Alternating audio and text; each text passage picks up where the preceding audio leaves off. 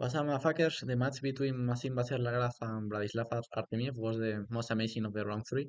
And I'm going to show with you the games of the 5+3 playing contra, 5 minutes and 3 seconds. So let's analyze the games.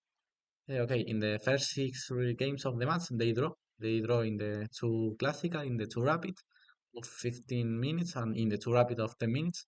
So after 6 draws, now all start of the Blitz games. So let's analyze.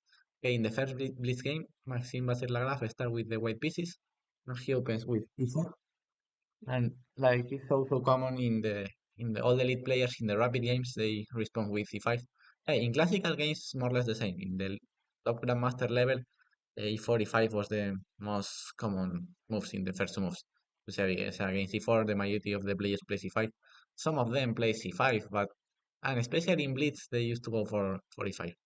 Okay, when they should win, they always go for c5, but in a normal situation, they always respond with e5, knight f3, knight c6, and now Maxim came with the Spanish opening, a6, bishop a4, knight f6, short castle, bishop e7, and now he take on c6. Here, rook e1 or d3 are the main moves, but bishop c6 is interesting too, especially for rapids. So he take here, and now rook e1. Here we have many moves, but rook e1 is a possibility. Now, why cannot take here because the e4 pawn is hanging too. So for that reason, he first defend the pawn, and now the a5 pawn is under attack. So he defend with knight d7, a very typical move. And now white decides to break the center directly. In this type of structure, it's typical to break the center with d4 to now create a pawn majority in the kingside with these 4 pawns against these 3. So that's so typical. The white playing this type of position is yes. His advantage is his pawn majority in the kingside, and black advantage is the bishop pair.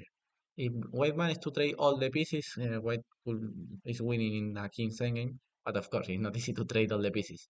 But in general, the trades are going to benefit white more or less. But like I told them, the position is more or less balanced because black have the bishop pair. And white have more space, but the bishop pair in this position is so important. And the black position is so solid too. It's not easy to put problems into the black position. So short castle by Artemiev, bishop f4, knight c5, and here Maxim trade, and knight c3. Here Artemiev play f5, which is not my favorite move. Okay, it's playable, but I prefer to just still with normal development, with for example knight d6, rook e8, and now in this position, it used to be so useful to take a space in the queen side, or in the king side, especially with the rook pawns, with the 8 and 8 pawns. So here a5 was the best move, and a4. With black, you cannot still developing more your pieces because, okay, the c8 bishop is trapped, and black position is more or less solid. Of course, where white have more development, but the black position is so solid. So for that reason, he play a5, just taking space in the queen side with the pawn, a4, and now it's 5, just taking space with the rook pawn because with your pieces you cannot improve so much. So now it's time to advance the pawns. So rook e8 was here another possibility, of course, but okay, he decides to deal the break with f5. It's playable too. It's a good move f5. Bishop e5, and he trade everything, and bishop f5. Now the position is equal. Black managed to equal completely fine. Now black solved his principal problem, which is the development. Now he managed to develop the light square bishop, and the position is equal because, okay, of course, white have a better pawn structure, and black have the bishop pair. These both things are more or less compensate. Now rook c4, and here Artemiev play bishop f6 with a mistake. Was stronger, for example, bishop e6, still attacking the rook, and placing the bishop on d5, who in this type of pawn structure used to be so good. Rook e1, and now, like I told, take space in the king side could be fine. Instead of that, he played bishop f6. The problem is that you are trading your bishop pair. Okay, I understand that the bishop on e5 can look like some very good bishop, and the d8 bishop is so passive. I could understand that. But the value of half the bishop pair matter more than that white have a strong bishop on e5. It's, it's important to show the high value of the bishop pair. That it's better to keep the bishop pair, and doesn't matter if your opponent have a better bishop, but it's better to keep the bishop pair. So bishop f6 bad move, because after rook e1, bishop e5 and knight e5, and here white is slightly better. It's logical because Now white still having a better pawn structure, but black lost his only advantage with the bishop pair. So here white is slightly better, rook d8. Here, okay, I prefer a little bit g4, bishop g3, rook c3.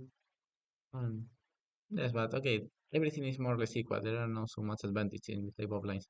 Okay, he played knight f3, bishop d6, h3, bishop h5, but all the time is a little bit more pleasant play for white. Knight d5, h6. Here, knight d6 was stronger to enter in this position. 94, bishop d6, f3, rook e8. This part of the game was more or less normal. And finally, Artemiev decided to go for a rook endgame, have high draw tendencies. White is still having the advantage and the pressure, but rook endgame in this pawn extractor is still being a draw. A rook here. Now they trade one pair of rooks, but like I told, the king's endgame is the king's endgame, sorry, is completely winning for white in this pawn extractor. Learn that because this is so important. The king's endgame and the knight's endgame are completely winning this pawn extractor because white have an extra pawn in the king side and white can create a pass pawn and black have no possibilities of create a pass pawn in the queen side. So you with black you should keep the rook. This is 100%. You cannot doubt with that. Rook d1, h5, very good move of Maxime, fixing the black king side pawn and taking more space there. And okay, here king f6 was stronger. Just place the king on f6, who can go to g5, and it's just a good improvement of the game.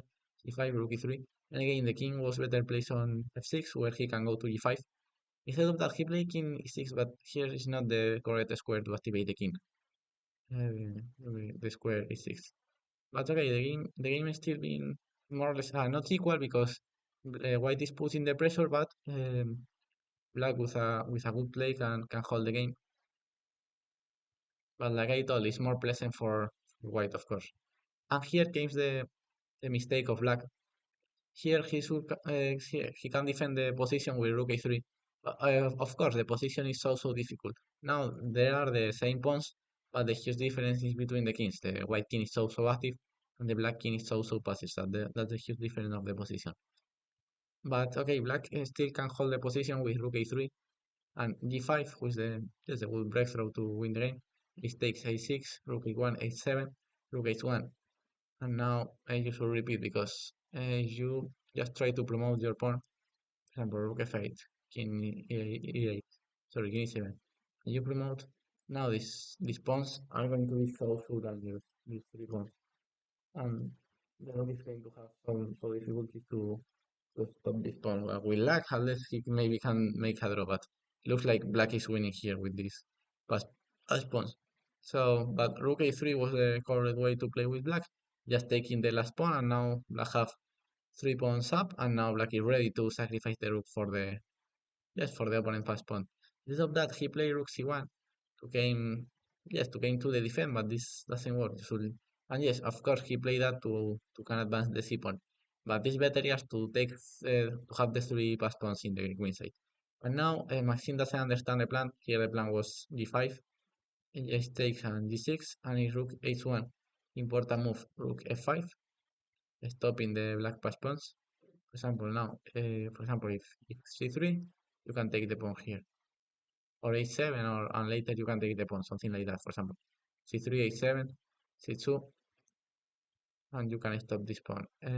Other idea is that here you cannot play a5 to create another pass pawn because it's going to take you this pawn.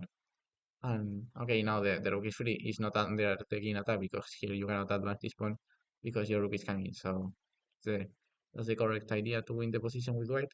Instead of that, Batser play rook f6 to take the pawn with the rook. The problem is that this is too slow. Normally, take a pawn with the rook first. You should attack the pawn, take the pawn, leave the square, and then push your own pawn. So this plan is so slow. So in this position, Maxime Lagraf is winning with the move g5. He could win with g5, and he made a mistake, a blunder, who leads a equal position, c3. Logical move of Artemiev, pushing the pawn. And now comes the second mistake in a row of Maxime, who made him lose the game. He was playing a good game, putting so much pressure in the first 44 moves. and he passed from be winning to be losing in just 2 moves. The says he had, but okay, if you play bad, the endgames is what happened. Rook f6, first blunder, and c3, and second blunder. Like I told, this plan is so slow. So he just should play your g5, advance h6, or just defend this pawn by behind, and behind. The problem of rook a6 is that here Artemiev have a great move.